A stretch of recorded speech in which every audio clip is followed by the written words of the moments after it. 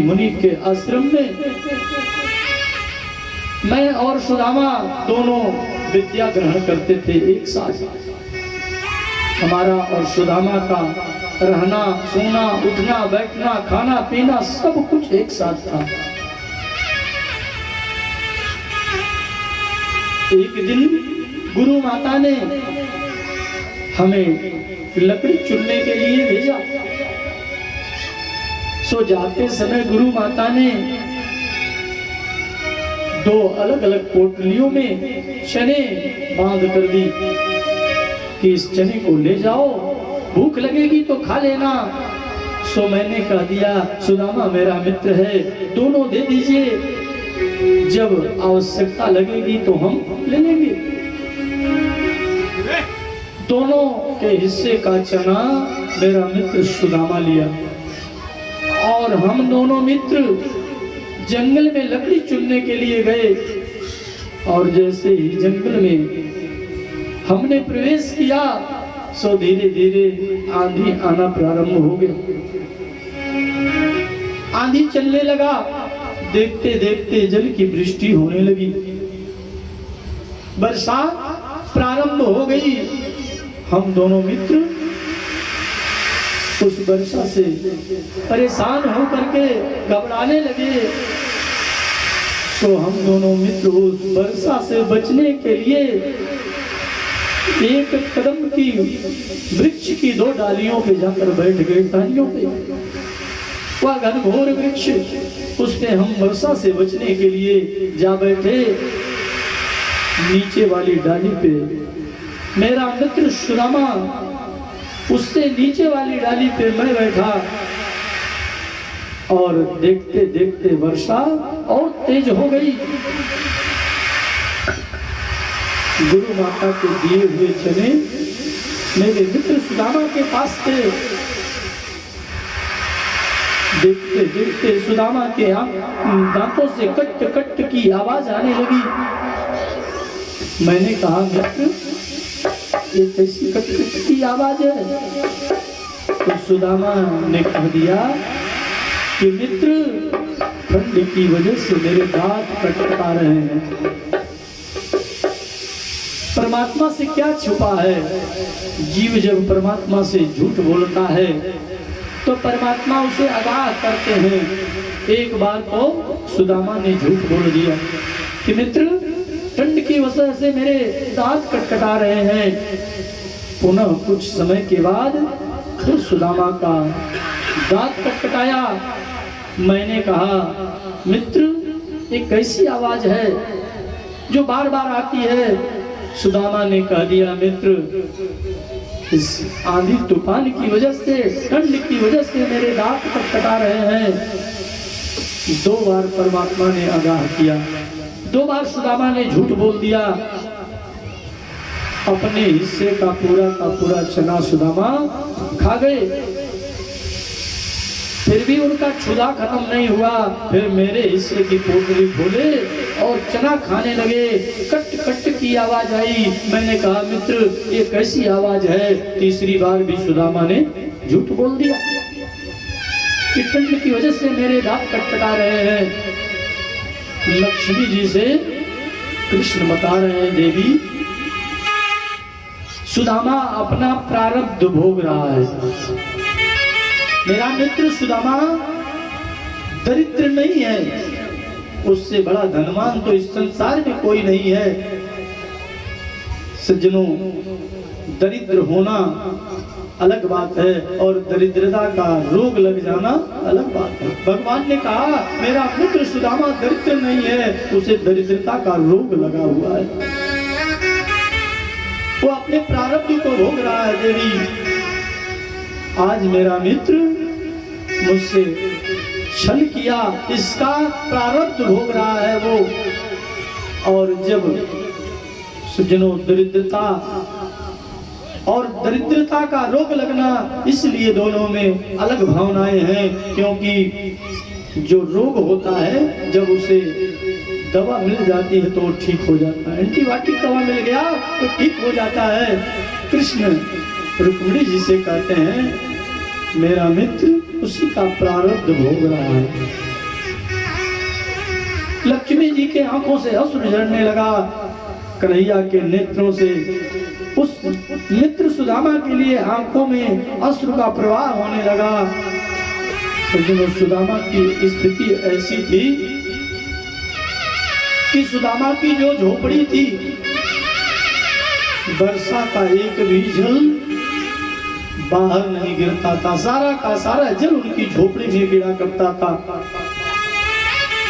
सुदामा जी के घर में एक भी बर्तन साबुत नहीं थे, सारे बर्तन टूटे फूटे।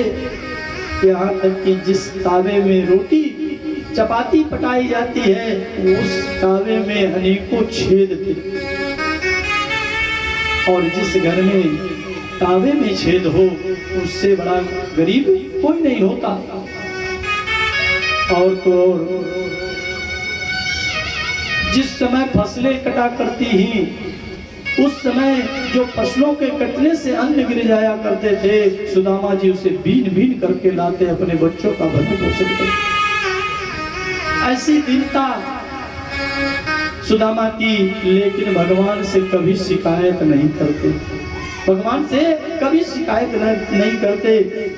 सज्जनों, एक अरबपति व्यक्ति, खरबपति व्यक्ति को मैं दरिद्र कह सकता हूँ, लेकिन सुदामा को दरिद्र नहीं कह सकता हूँ। दरिद्रो अस्तु संतुष्टो, जो असंतुष्ट है इस संसार में वही सबसे बड़ा दरिद्र है। जब आवे संतोष धन सब धन धूरी समान, जब संतोष का धन होता है उस पे सब धन कम लगने लगता है। दरिद्र को वही है जो संतोषी असंतोषी है। जिसके अंदर संतोष हो गया, उससे बड़ा धनवान इस संसार में कोई नहीं है। सुदामा इतना कष्ट झेलते हुए भी कभी भगवान से शिकायत नहीं करते। ऐसी स्थिति सुदामा जी की बनी हुई।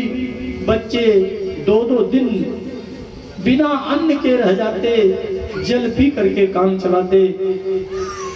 एक दिन ऐसी स्थिति बनी सुदामा की कि बच्चे 3 दिन से भूखे थे। इस दृश्य को देख करके सुदामा की पत्नी सुशीला ने कहा कि मैंने सुना है कि द्वारिकाधीश आपके मित्र हैं, एक बार द्वारिका जाओ तो सही।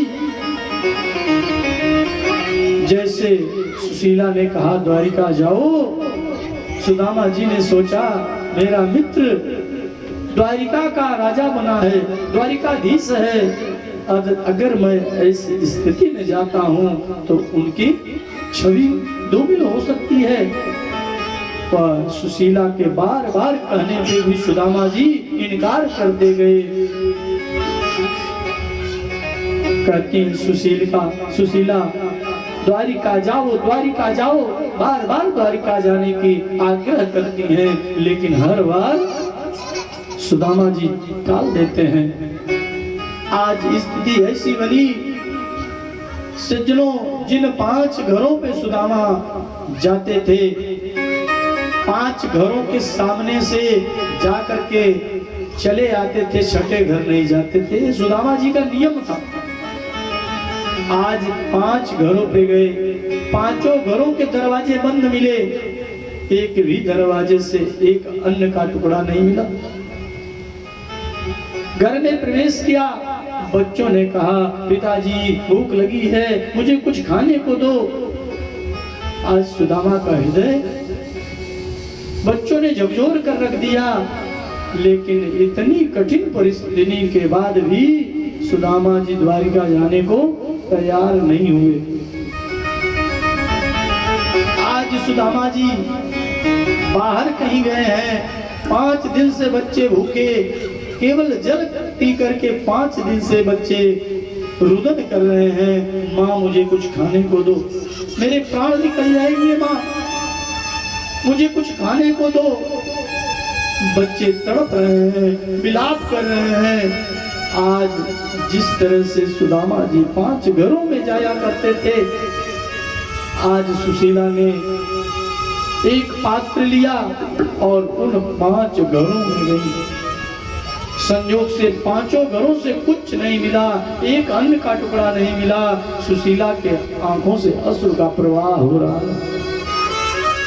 विचार कर रही हैं कि जैसे मैं कुटिया में जाऊंगी, उस अपनी टूटी फूटी झोपड़िया में जाऊंगी, बच्चे तुरंत कहेंगे माँ मुझे कुछ खाने को दो, मेरे प्राण निकल जाएंगे माँ।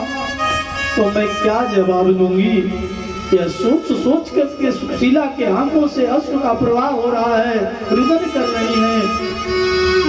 और आते समय सुशीला ने क्या किया?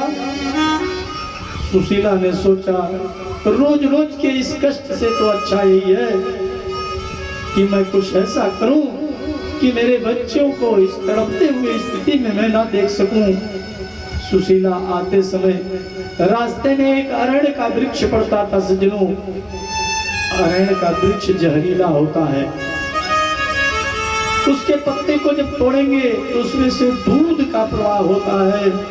सुशीला उसी अरण्य के वृक्ष के नीचे जाती हैं और उस पात्र को लगा लेती हैं, एक एक पत्ते को तोड़ करके उस दूध को इकट्ठा करती हैं।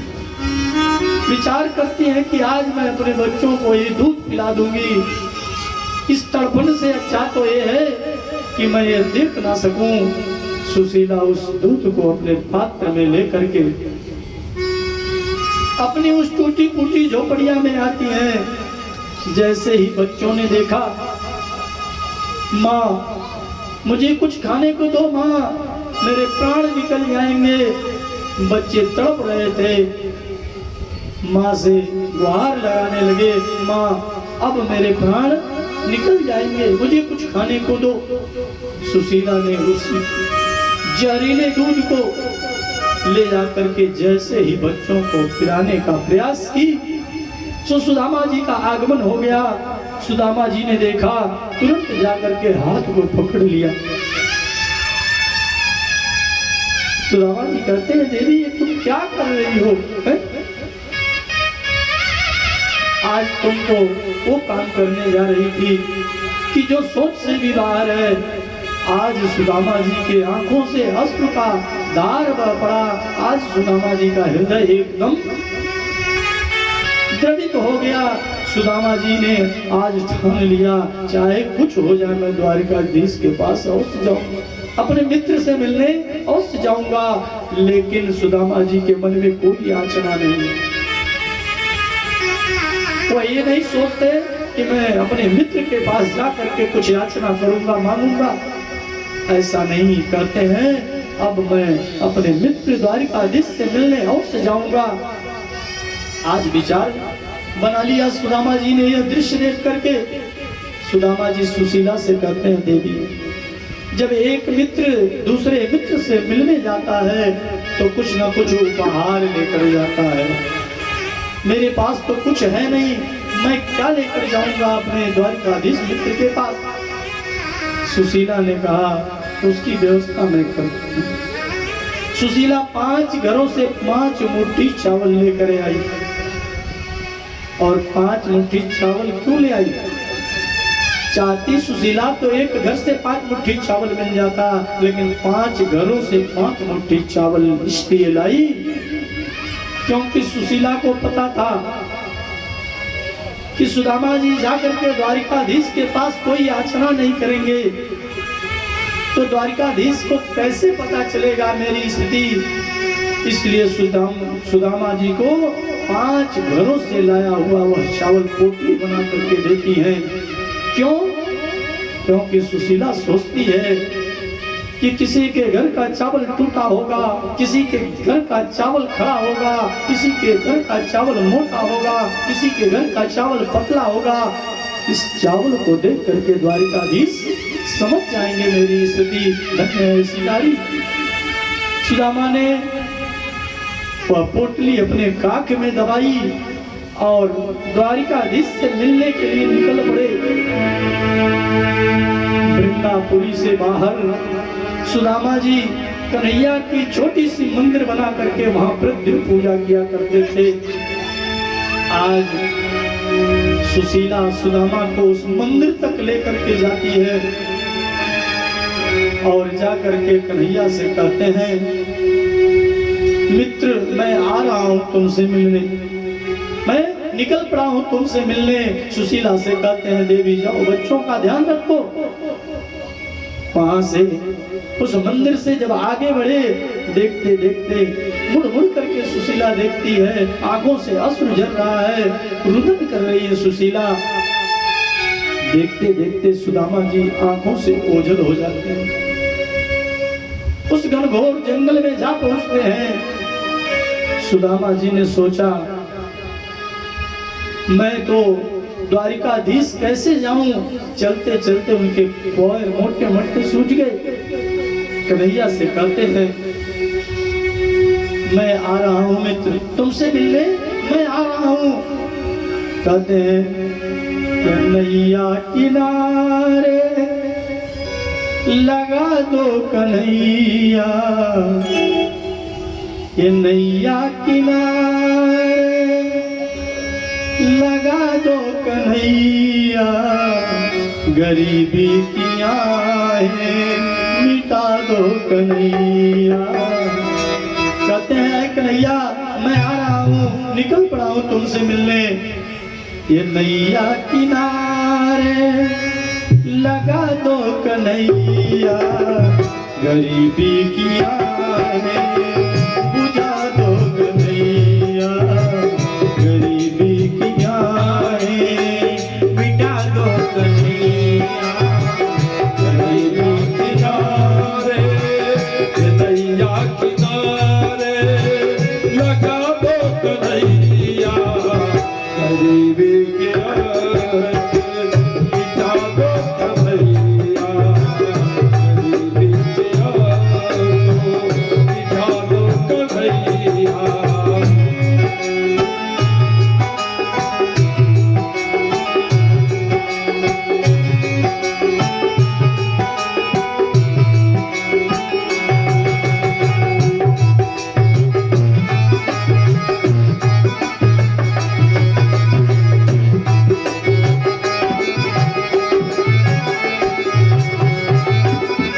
श्याम मैं आ रहा हूँ।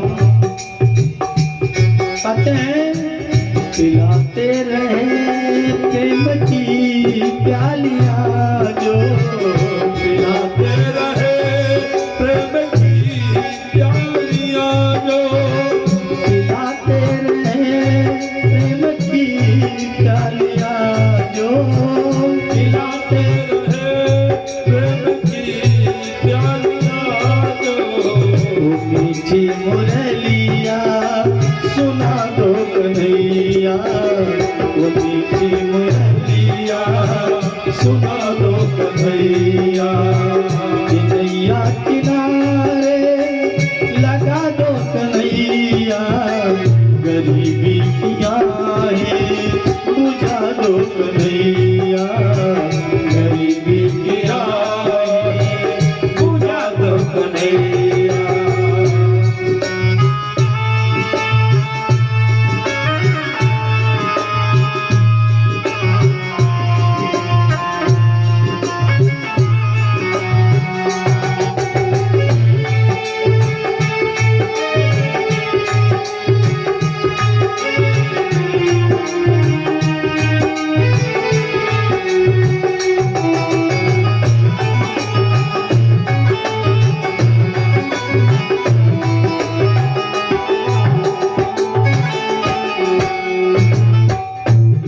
शांति संतोष की राह जिसमें मिले, शांति संतोष की राह जिसमें मिले, शांति संतोष की राह जिसमें मिले, शांति संतोष की राह जिसमें, वलीला सुरीली दिखा दो कन्हैया, लीला सुरीली दिखा दो कन्हैया, ये नैया किनारे लगा दो कन्हैया, गरीबी की आहें बुझा दो कन्हैया, गरीबी की आहें बुझा दो कन्हैया।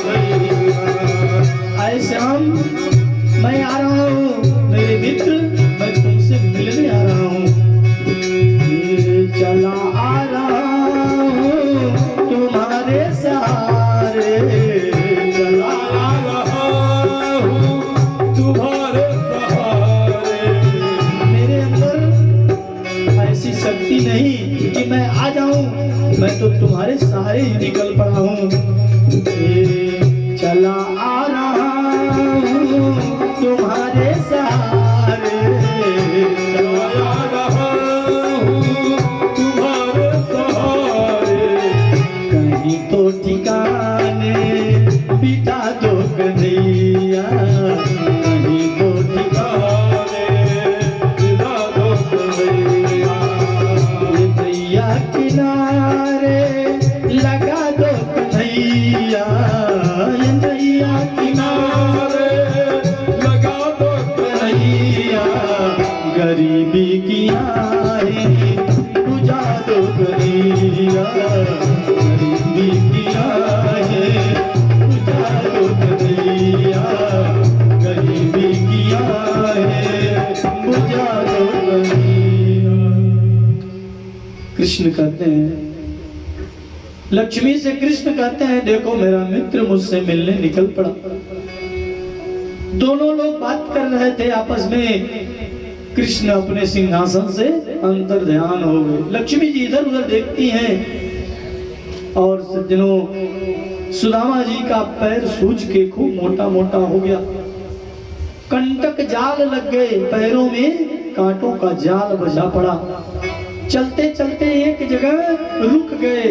सुदामा जी बोले, वाह रे द्वारिकाधीश, चलते चलते पांव टूट गए, अभी कितनी दूर है? अरे गोविंद, मुझे तुमसे बेटा बेटी नाती पोता धन संपत्ति कुछ नहीं चाहिए, केवल तुम्हारे दर्शन की चाह है। मुझे केवल तुम्हारे दर्शन के लिए निकल पड़ा हूं, पर अभी 3 महीना की दूरी है। द्वारिका पहुंचने में अभी 3 महीना लगने वाला है। कहते हैं सुदामा जी कहते हैं, तुम्हारी 1000 बार गर्ज हो तो तुम मुझे ले चलो। एक जगह मिट्टी का ढेला सिराने लगा करके सुदामा जी उसी जंगल में लेट जाते हैं और कहते हैं, 1000 बार गरज पड़े तो आकर के मुझे ले चलो, बुलाओ। लेकिन सज्जनों, कन्हैया तो उसी जंगल में आ पहुंचे जहां सुदामा जी लेटे पड़े थे। बगल से सुदामा जी के कन्हैया गुजरने लगे, जाने लगे। सुदामा जी ने देखा जंगल में एक कौन ब्राह्मण का वेश बना करके कृष्ण सुदामा के बगल से जाते हैं। सुदामा जी ने देखा, अरे विप्रदेव, कहाँ जा रहे हो, कहाँ से आ रहे हो, नाम क्या है तुम्हारा? उन्होंने कहा, मेरा नाम मुरली मनोहर है। मेरा नाम मुरली मनोहर है। अच्छा, बड़ा प्यारा नाम है तुम्हारा, कहाँ जा रहे हो? कहते हैं, मैं अपनी लक्ष्मी को मायके छोड़ने गया था, मायके छोड़ करके द्वारिकाधीश जा रहा हूँ। अच्छा भैया, तुम्हारा घर द्वारिकाधीश? हाँ, हमें भी द्वारिकाधीश जाना है। सुदामा जी को कन्हैया ने साथ लिया और लेकर के द्वारिकाधीश तक पहुंच गए। और द्वारिकाधीश के बाहर जैसे ही पहुंचते हैं, कहते हैं कि अब मेरा महल इधर है और द्वारिकाधीश का महल इधर है, ऐसे ऐसे इस रास्ते से चले जाइए। सुदामा जी ने कहा, अच्छा मित्र, तुमने बड़ी सहयोग करी मेरी। और जैसे ही सुदामा जी से 10 कदम ओझल हुए, कन्हैया अंतर ध्यान हो गए, जाकर के अपने सिंहासन पर विराजमान। यही तो विचित्र लीला है कन्हैया। अब सुदामा जी द्वारिकापुरी में द्वारिकाधीश के महलों को ढूंढ रहे हैं। आज तक द्वारिकापुरी में ऐसे दीनहीन ब्राह्मण को किसी ने नहीं देखा था। ऐसे दीनहीन ब्राह्मण को देख करके सब कहते हैं, अरे भाई, ये कौन ब्राह्मण है, कहाँ से आया है? सुदामा जी द्वारिकाधीश के महलों को पूछते हैं। सभी लोगों ने बड़े स्वागत से द्वारिकाधीश के महलों तक जाने का रास्ता बताया। और सज्जनों, द्वारिकाधीश के दरवाजे पे भगवान के दोनों पार्षद जय विजय विराजमान रहते हैं। पूछते पूछते सुदामा जी कन्हैया के उस द्वारिकाधीश के दरवाजे पे पहुंच गए जहां जय विजय दोनों खड़े थे। जय विजय ने देखा इसकी दीनहीन दशा में ये कौन। उन्होंने देखा इस ब्राह्मण की स्थिति कैसी थी।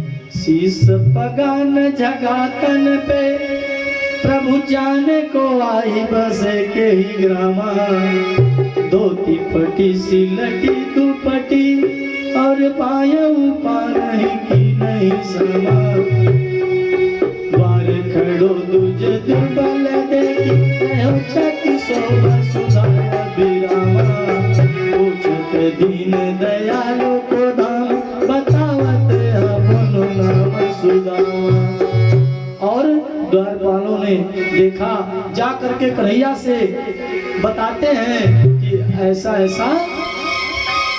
ऐसा दीनहीन जिसके सिर पर पगड़ी नहीं है, उसके तन के कपड़े इतने फटे हुए हैं, मैले कुचले हैं, अरे धोतियों में इतनी गांठ लगी है कि क्या बताऊं।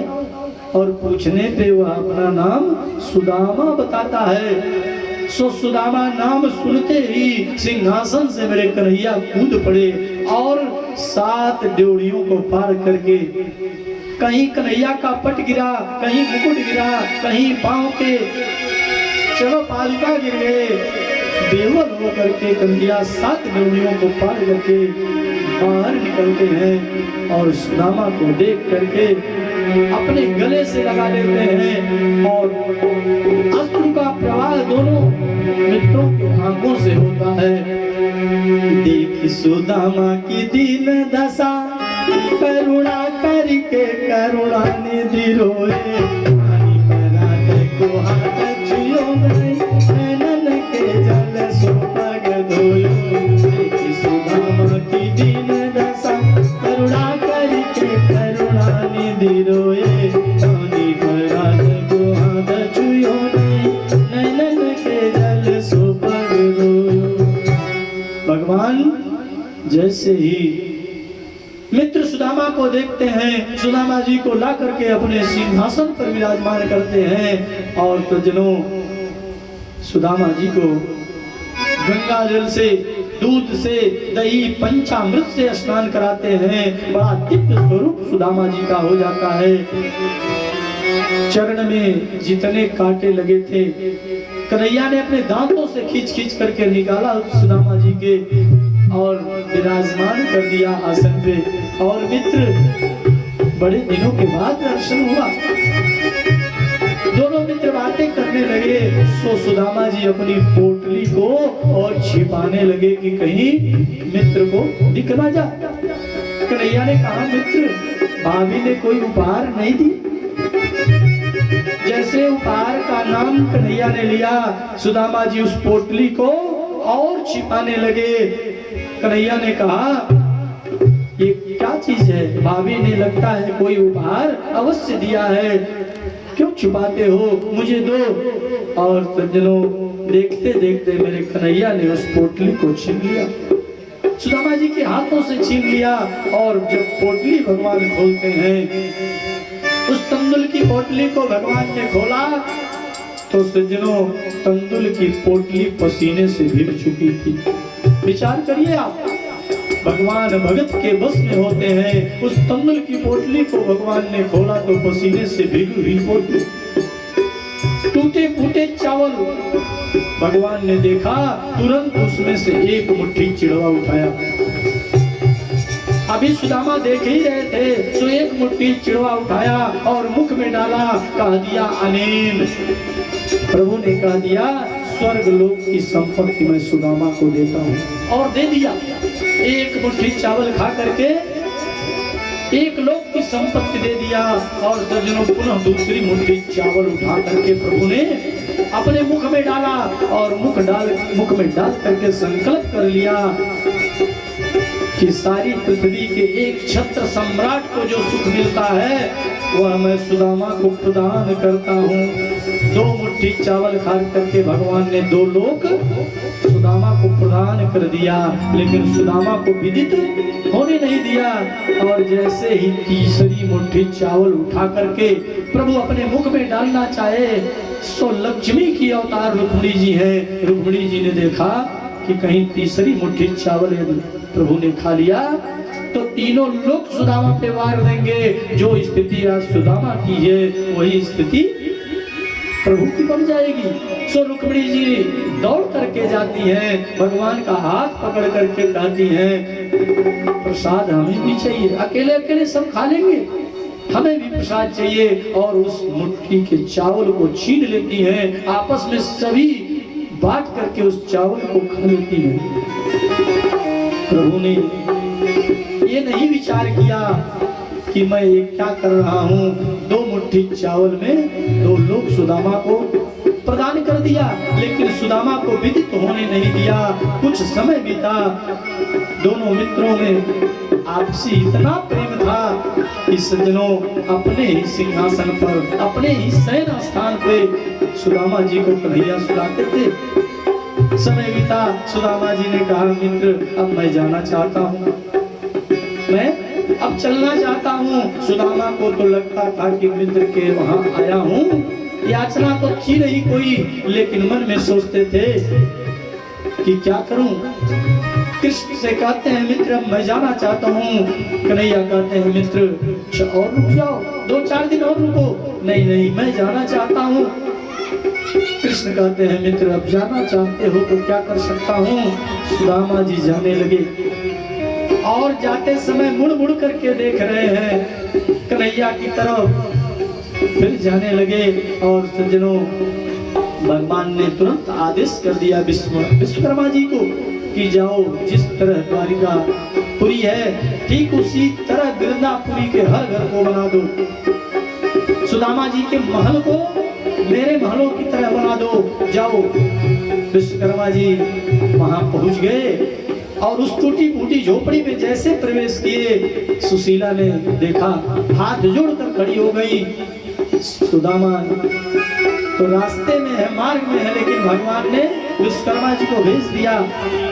विश्वकर्मा जी ने कहा प्रभु का आदेश है कि आपके महल को द्वारिकाधीश के महलों की तरह बना दूं। सुशीला ने मना कर दिया। सुशीला ने मना कर दिया कि यदि मेरा महल बनाना है तो मुझसे पहले मेरे गांव वालों का महल बनाओ पहले, क्योंकि संकट की घड़ी में ही गांव वाले मेरे सहायक हुआ करते थे और इन्हीं के बीच में मेरा महल हो ऐसा मुझे मंजूर नहीं।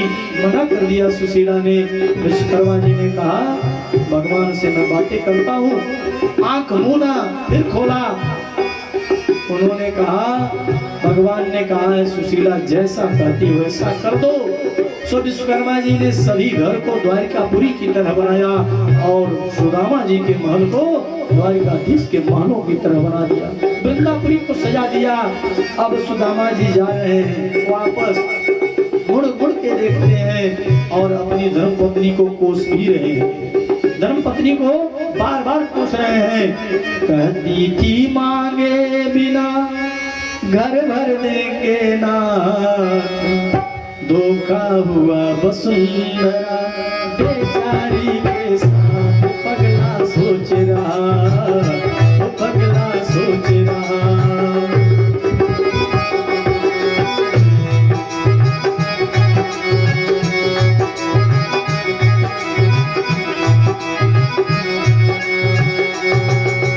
कहती थी मांगे बिना घर भर देंगे नाथ, कहते थे मांगे बिना घर देंगे नाथ। कहती थी मांगे बिना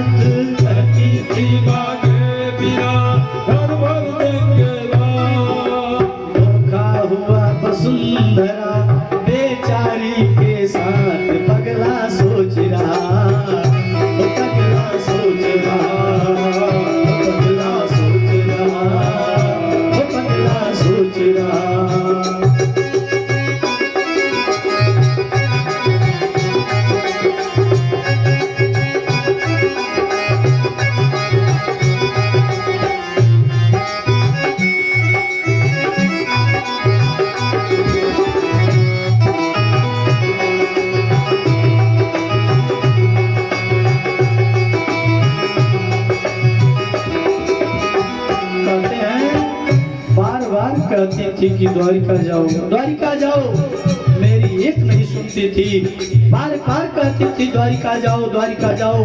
कहते हैं ये आया खाली हाथ और भेजा खाली हाथ, आया खाली हाथ और भेजा खाली हाथ, ये आया खाली हाथ और भेजा खाली हाथ। आया खाली हाथ और भेजा खाली हाथ। कैसे दीन दयाल है, कैसे दीनानाथ, पगला सोच रहा, वो पगला सोच रहा, वो पगला सोच रहा, वो पगला सोच रहा।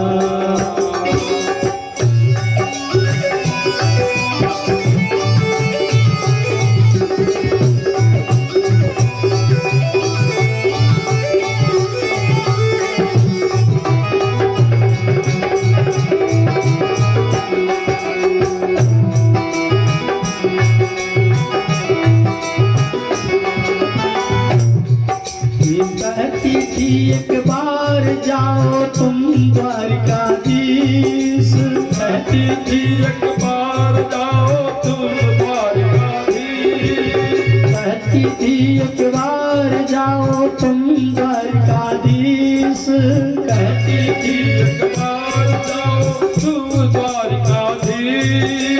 सारे कष्टों को हरेंगे वही द्वारिकाधीश। पगला सोच रहा, वो पगला सोच रहा, वो पगला सोच रहा, वो पगला सोच रहा, वो पगला सोच रहा, वो पगला सोच रहा।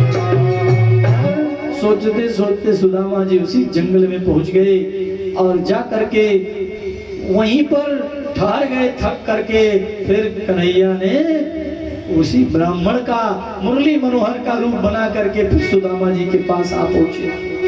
सुदामा जी ने देखा, अरे मित्र तुम तो वही मुरली मनोहर हो ना? हाँ मैं वही हूँ। कहाँ जा रहे हो? अरे मैं अपनी लक्ष्मी को मायके से लेने जा रहा हूँ, छोड़ के आया था, लेने जा रहा हूँ। वो वृंदापुरी के आगे है।